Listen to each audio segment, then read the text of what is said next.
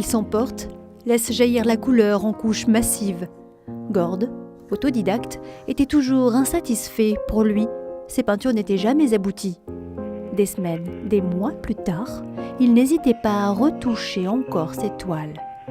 Certaines n'auront même pas eu le temps de recevoir la touche finale, sa signature.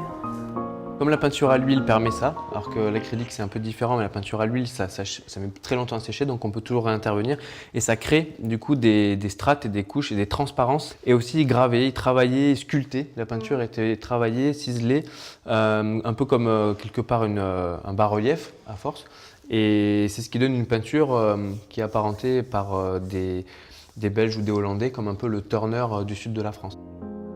L'inspiration, il l'a tirée de ses voyages, à New York par exemple, de ses rencontres aussi. Mais pas question de demander la pose. Tout était issu de son imagination, retraduite par un mélange de matières, des tissus, plans de métro. C'est quelqu'un qui aimait l'humanité et l'être humain avant tout. Donc il revenait par exemple d'Afrique avec des idées de foule, des personnages,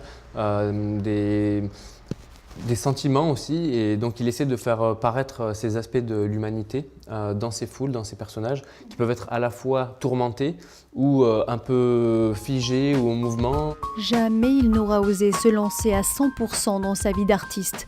Il l'a partagé avec son métier mal aimé de prothésiste dentaire et ses retrouvailles dans les bistrots de Nîmes.